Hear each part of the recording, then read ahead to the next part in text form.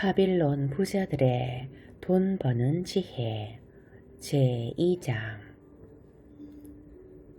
부자가 되고 싶다는 열망을 가져라.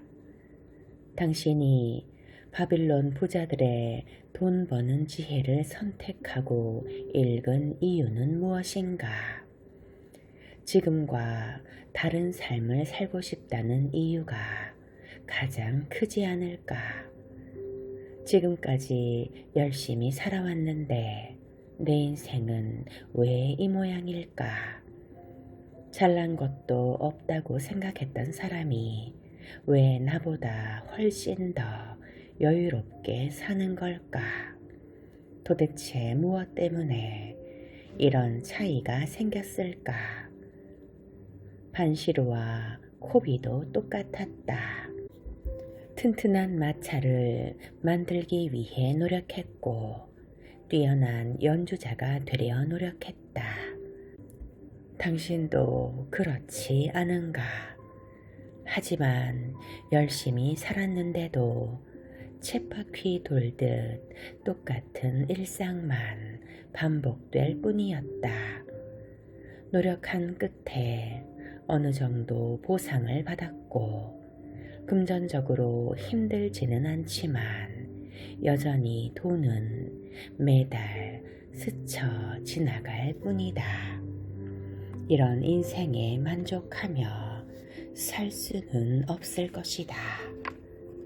당신이 이 책을 선택한 가장 큰 이유다. 경제적으로 여유 있는 삶을 누리며 살고 싶다는 욕망이 죄는 아니다. 오히려 권장하고 가져야 할 욕망이다. 반시루와 코비가 부자가 되는 일에 소홀했던 것처럼 당신도 그랬을 뿐이다. 부자가 되고 싶다는 욕망을 가져야 한다. 욕망은 당신을 움직이게 만든다. 욕망이 없는데 노력할 사람은 없다. 가지고 싶다는 생각을 했을 때 가지려고 노력하는 법이다. 부도 똑같다. 부자가 되고 싶은 사람만이 부자가 될 수 있다. 부자가 되고 싶다는 생각을 해본 적이 있는가? 없다면 지금 이 순간부터 생각하라. 모든 것의 출발점은 생각이다. 부자가 되고 싶다고 생각한 오늘이 바로 부자로 가는 출발점인 것이다. 바빌론 최고의 부자. 바빌론에 아카드라는 부자가 살았다. 아카드는 엄청난 부를 쌓았고 바빌론 방방곡곡에 명성이 널리 퍼졌다. 아카드는 누구에게나 자애롭고 관대한 사람이었다. 가난한 사람들에게 아낌없이 베풀곤 했다. 그런데도 그의 재산은 줄어들지 않고 계속 늘어났다. 어느 날 어린 시절 친구들이 아카드를 찾아와서 말했다. 아카드, 자네는 운이 좋았나 보네. 우리가 먹고 살려고 바둥바둥 거리는 동안 자네는 바빌론 최고의 부자가 되었으니 말이야. 우리는 가족에게 부끄럽지 않을 정도의 옷을 입히고 겨우 굶기지 않는 정도인데 자네는 비싸고 멋진 옷을 입고 진귀한 음식을 먹고 있지 않나. 하지만 예전에 우리는 모두 비슷했었지. 같은 스승님에게 배웠고 같이 뛰어놀았네. 자네가 우리보다 특별히 뛰어나지도 않았었지. 그렇다고 자네가 우리보다 더 열심히 일하지도 않았네. 운명의 여신은 왜 자네를 골랐을까? 왜 자네만 모든 것을 누리게 하고 우리는 무시하는 걸까? 아카드는 친구들의 불평을 묵묵히 들은 후 이렇게 말했다. 자네들은 젊은 시절부터 열심히 일했지. 그런데도 자네들이 지금처럼 힘겹게 사는 이유는 간단하네. 자네들은 돈을 불리는 방법을 배우지 못했거나 알고도 실천하지 못했기 때문일세.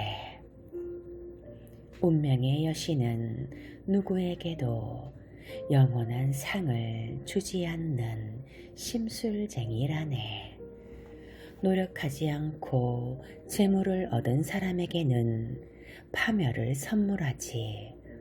여신은 황금을 흥청망청 써버리도록 만들고 끝없는 괴로움을 주기도 한다네. 반면에 어떤 사람은 지독한 구두쇠가 되어 재물을 쌓아놓기만 하지. 왜 그럴까? 다시는 돈을 벌어들일 수 없다는 것을 알기 때문일세. 이런 사람은 재물을 도둑맞을까봐 불안에 떨며 공허하고 비참한 삶을 산다네. 한편 이런 사람도 있네. 많은 재물을 물려받아 돈을 쉽게 벌어들이고 잘 불리면서 행복해하고 만족할 줄 아는 사람이지. 하지만 이런 사람은 드물어. 나도 소문만 들었을 뿐이지 만나본 적은 없다네. 벼락부자가 된 사람 중에 이런 사람을 본 적이 있나? 친구들은 아카드의 말에 고개를 끄덕일 수밖에 없었다. 주변에서 재물을 물려받거나 벼락부자가 된 사람들의 불행한 모습이 떠올랐기 때문이다. 친구들은 아카드에게 어떻게 커다란 부를 이뤘는지 물었다. 아카드는 미소 지으며 이야기를 이어갔다. 아카드의 이야기는 다음과 같다. 젊은 시절 나는 무엇이 우리에게 행복과 만족을 주는지 생각을 해봤다네. 바로 돈이더군. 돈이 있을 때 행복을 누릴 가능성이 크다는 사실을 깨달았네. 돈은 곧 힘이야. 돈만 있으면 무엇이든 할 수 있지. 돈이 있다면 멋진 가구로 집을 장식할 수도 있고 저 멀리 바다로 멋진 항해를 떠날 수도 있고 세상의 온갖 산의 진미를 맛볼 수도 있네. 또 최고의 장인이 만든 보석과 장신구를 살 수도 있고 신을 위해 웅장한 신전을 지을 수도 있지. 돈이 있어야 이렇게 온갖 부귀를 누리면서 즐겁고 행복하게 살 수 있다네. 이런 진리를 깨달았을 때 나는 결심했네. 세상에서 내 몫의 축복을 찾아서 누리기로 말이야. 다른 사람들이 즐기는 것을 바라보며 부러워하는 사람이 되지 않겠다고 결심했네. 싸구려 옷을 입는데 만족하지 않기로 했네. 내가 원할 때 마음껏 잔치를 열고 사람들을 초대하는 사람이 되기로 했네. 자네들도 알다시피 나는 가난한 상인의 아들이었네. 물려받은 재산도 없었지. 보잘것없이 식구만 많은 집안이었지. 그렇다고 지혜나 권력도 없었지. 누가 가르쳐줄 사람도 없었네. 그렇다고 절망하진 않았네. 나는 부자의 꿈을 이루려면 시간이 필요하고 공부가 필요하다는 것을 깨달았지. 시간은 누구에게나 공평하게 주어지네. 자네들은 시간을 어떻게 썼나? 자네들을 부자로 만들어줄 시간을 허비하진 않았나? 자네들은 화목한 가정 외에는 아무것도 내세울 게 없으니까 말일세. 배움에는 두 가지의 종류가 있네. 하나는 우리가 배워서 아는 것이고, 다른 하나는 우리가 모르는 것을 알아내는 방법을 익히는 것이네.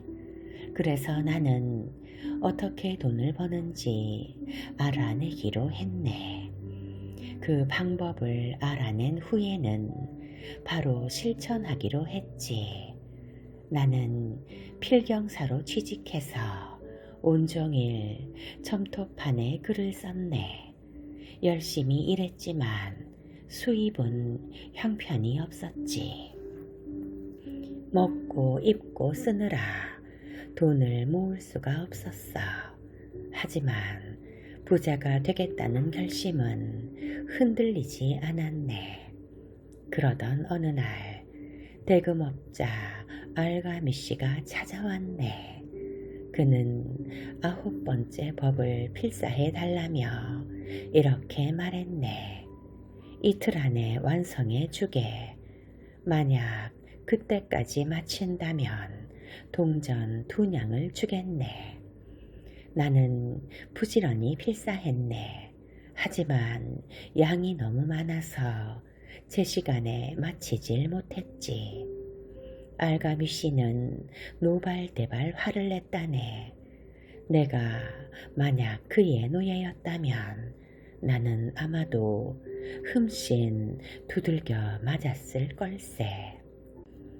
그도 노예가 아닌 자유인에게 손을 댈 수는 없었지. 나는 겁먹지 않고 그에게 제안했네. 어르신은 부자입니다. 제게 부자가 되는 방법을 알려주십시오. 그러면 밤새도록 필사해서 내일 아침까지 9번째 법을 완성해 놓겠습니다. 알가미 씨는 미소를 지으며 대답했지. 당돌한 젊은이로군. 그렇게 하세. 이것도 거래라면 거래니까. 나는 밤새도록 점토판에 글을 새겼네. 허리도 아프고 눈도 아팠지만 끝까지 해냈지. 다음날 아침 알가미 씨가 찾아왔을 때 나는 완성된 첨토판을 건네주며 말했네. 약속대로 완성했습니다. 이제 부자가 되는 방법을 알려주십시오. 자네가 약속을 지킨 것처럼 나도 약속을 지켜야겠지. 자네가 알고 싶어 하는 것을 말해주겠네. 나도 이제 늙은이가 되었어. 늙은이는 이야기하는 것을 좋아한다네. 세월을 겪으며 깨달은 지혜를 알려주고 싶거든. 하지만 젊은이들은 노인들의 이야기를 고리타분하게 생각하고 듣기 싫어하지. 잊지 말게. 오늘 빛나는 태양은 자네 아버지가 태어났을 때도 빛나고 있었고, 자네 손자가 죽음을 맞이할 때도 빛나는 법이라네. 알가미 씨는 이야기를 이어갔네. 젊은이의 생각은 하늘을 밝히는 유성처럼 빛나지만 늙은이의 지혜는 뱃사람이 길을 잃지 않게 도와주는 별과 같다네. 내 말을 잘 새겨듣게. 그렇지 않으면 자네는 내가 말하는 진리를 깨닫지 못할 테고 밤새워 일한 보람이 없다고 생각할 테니까 말이야.